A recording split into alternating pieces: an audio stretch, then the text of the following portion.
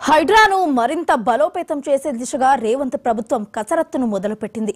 హైడ్రాను 3 జోన్లుగా విభజించి ఎస్పీ స్థాయి అధికారికి ఒక్కో జోన్ బాధ్యతను అప్పగించేందుకు రెడీ అయ్యింది. అలాగే హైడ్రా చట్టబద్ధతపై త్వరలో ఆర్డినెన్స్ జారీకి న్యాయశాఖ కసరత్తు మొదలుపెట్టింది. ప్రత్యేక పోలీస్ స్టేషన్ ఏర్పాటుకు సన్నాహాలు చేసింది. గ్రేటర్ హైదరాబాద్ పరిధిలోని చెరువులు, కుంటలు, ప్రభుత్వ స్థలాలు ఆక్రమించి నిర్మించిన అక్రమ కట్టడాలపై హైడ్రా ఉక్కుపాదం మోపుతున్న సంగతి తెలిసిందే. ఇక హైడ్రా మరింత దూకుడు పెంచింది. ఈ వ్యవస్థను మరింత బలోపేతం చేసేందుకు ప్రభుత్వం రెడీ అవుతోంది. ప్రస్తుతం గ్రేటర్ హైదరాబాద్ పరిధి వరకు ఉన్న హైడ్రా పరిధిని హెచ్ఎండిఏ వరకు విస్తరించేందుకు రంగం సిద్ధం చేస్తోంది.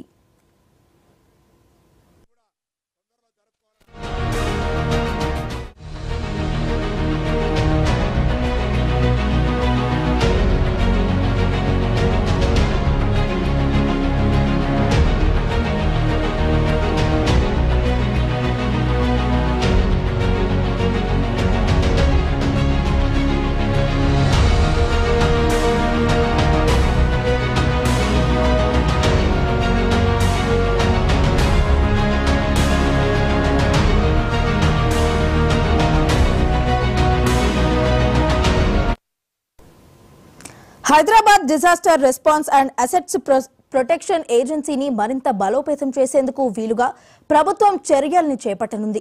విపత్తుల వేళ సహాయక సహకారాలతో పాటు ప్రభుత్వ ఆస్తుల్ని పరిరక్షించేందుకు వీలుగా ఏర్పాటు చేసిన ఈ వ్యవస్థ ఆశించిన దానికంటే ఎక్కువ ఆదరణ లభించింది. అంతేకాదు రేవంత్ ప్రభుత్వానికి కొత్త ఇమేజ్ ను తీసుకువచ్చింది. చిన్న పెద్ద అన్న తేడా లేకుండా అక్రమ నిర్మాణాల్ని కూల్చేస్తున్న వైనం ఆసక్తికరంగా మారింది. పలువురు బిగ్ షాట్స్ కు కూడా సంబంధించిన ఆస్తుల్ని నేలమట్టం చేయటం, దీనిపై ప్రభుత్వం నుంచి ఎలాంటి ఒత్తిడి లేకపోగా ఫ్రీ హ్యాండ్ ఇచ్చేయటంతో హైడ్రా ఇమేజ్ అంతకంతకు పెరుగుతున్న పరిస్థితి. అదే సమయంలో హైడ్రా పరిధిని విస్తరించాలని, దాన్ని రాష్ట్రం మొత్తం తీసుకురావాలన్న డిమాండ్ తెర మీదకు వచ్చింది. ప్రభుత్వం సైతం ఆ దిశగా ఆలోచించడం షురూ చేసింది.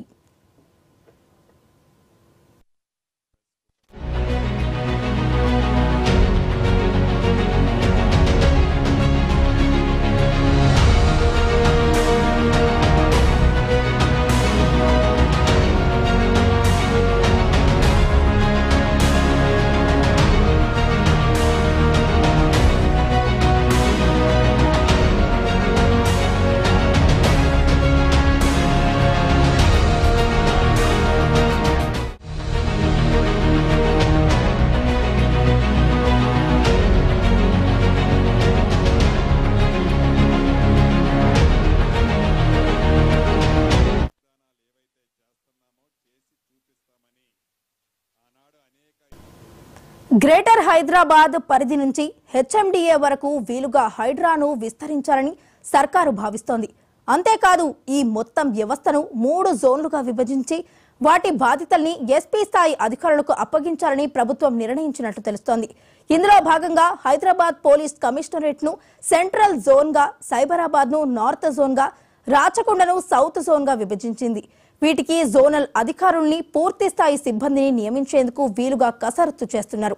ప్రత్యేక జీవో ద్వారా ఏర్పాటైన హైడ్రాకు చట్టబద్ధతను కల్పించేందుకు వీలుగా న్యాయశాఖ పని మొదలుపెట్టింది.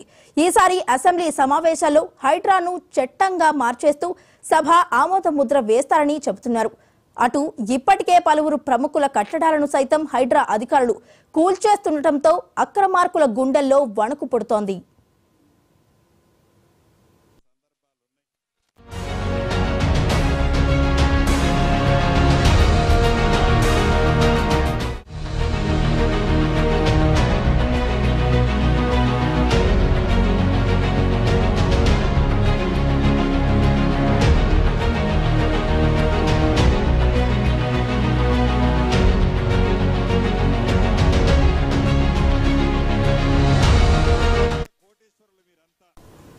ఇక అక్రమ కట్టడాలపై ఉక్కుపాదం మోపేందుకు పురపాలక శాఖ చట్టంలోనూ మార్పులు చేయాలని ప్రభుత్వం యోచిస్తోంది.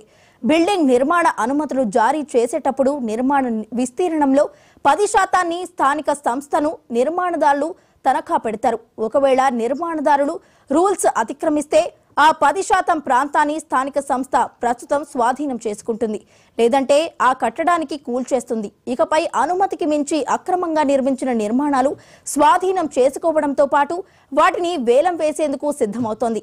మొత్తంగా రానున్న రోజుల్లో హైడ్రా మరిన్ని సంచలనాలకు కేర్ ఆఫ్ అడ్రస్ గా నిలుస్తుందని చెప్పక తప్పదు.